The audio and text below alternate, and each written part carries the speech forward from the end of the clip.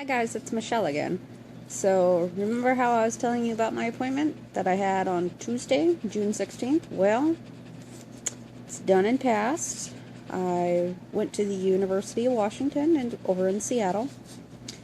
And I don't know. Wasn't as bad as I thought it'd be, but I was still pretty nervous going in there. And I had one of my friends come with me, which made it a lot easier.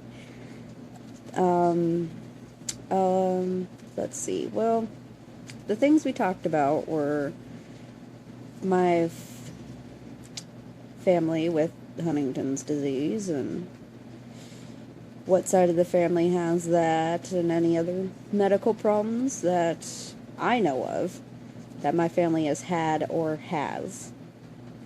And we also discussed my medical problems as well.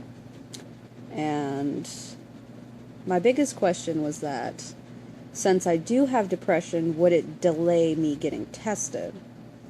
And thankfully, it does not. And which makes it a lot better for me.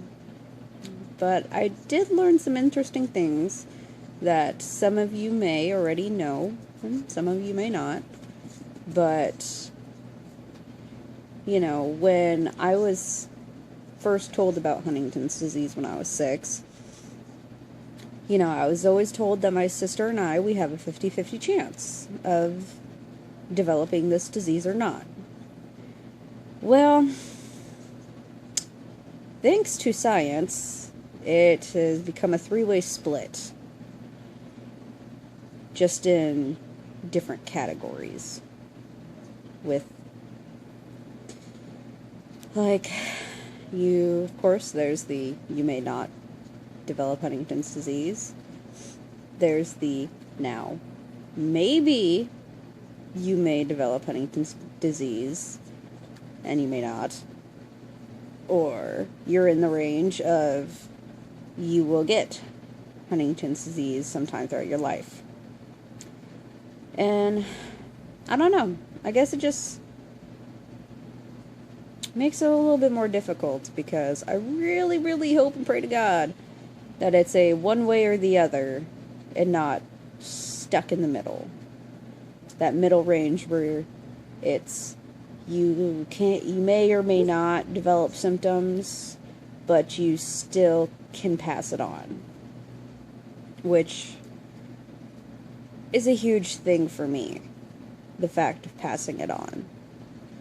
Because I know for me that even if I'm in the middle category, or if I test positive, I'm not going to have children. At all. Because I know there's always adoption and all that crap, and people tell me this, and me personally, with what I went through as a kid, watching my mom go through that, and watching what my dad had to go through, not just financially, but emotionally, mentally, physically. No, I can't do that. I cannot do that to another child, or another human being for that matter. But, you know, it just makes things a little bit more interesting, to say the least. But they told me that at my next appointment on July 28th, they're going to be doing neurological testing as well as the blood draw. So I get to meet with a neurologist and see if I can follow a finger with my eyes and see how my cognitive reaction is and all that fun stuff. And if you have no idea what a neurological exam is, go ask a doctor. Even go look it up online. I mean, the facts for online are kind of going to be a little iffy, but you'll still at least have somewhat of an idea. And Wikipedia is not the best source of answers. Or WebMD. WebMD just makes people freak out. Not a big fan of that site. But You know, go ask a doctor if you have no idea what the neurological exam is going to include before you go and do this. And, you know, when I was going there to the University of Washington,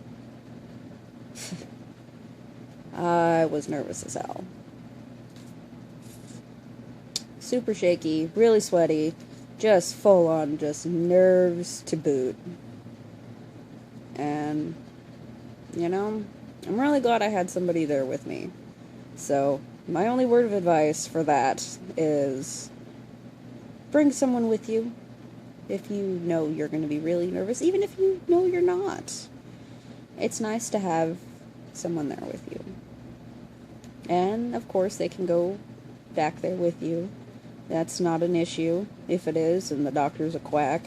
But, you know, as long as it's okay with you that the person's going back there, because you're revealing very personal information. Not just, you know, your medical history, but, you know, you do get to talk about certain feelings, about how do you feel about getting tested for Huntington's, what are you going to do if it's one outcome, what are you going to do if it's another outcome, what are you going to do if it's the one where you're stuck in the middle, where you still don't know. You know, and for some people, they don't want to talk about that around others, but if you bring somebody that you're comfortable with, who already knows most of this information, and you've already talked to them, then bring them back there with you. It really helps to ease the tension.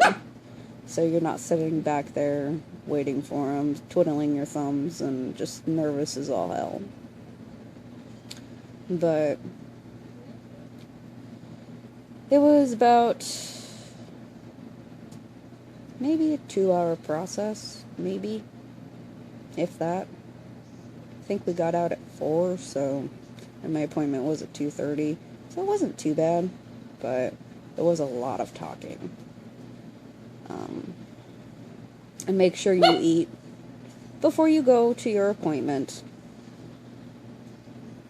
because nerves on an empty stomach, ugh, not a good idea. I ended up doing that. I ended up not eating before we went in, and it just made my stomach just go all in knots. So, yeah, make sure you eat something before going in. Even if it's super early in the morning, just get something in your stomach, so your stomach won't be in knots the entire time you're there. And it'll also help you get plenty of sleep, unlike I did, because I had to leave pretty much right after work. Well, we left around 10, got there at 1:30-ish, and so I got about 2 hours of sleep, if that, and I get off work at 6 o'clock in the morning, so that was a fun drive. But yeah, just make sure you eat something, get plenty of sleep, and you know, it's okay to be nervous. It's not an easy thing at all. It's okay to be all shaky and jittery and can't sit still at all. You know, that's okay. And even if you gotta cry because you're so freaking nervous, it's fine. Don't worry about it. Just, you'll be okay. I know I was, but you'll be okay. Well, that's all I got for you guys today. I'll be posting another video probably, maybe next week. So, if I get the chance to. Because I get to go see my dad, and I'm super excited. And so I'll let you know how everything's going at that point in time. I'll see you later, guys. Have a good day, good night, wherever you are.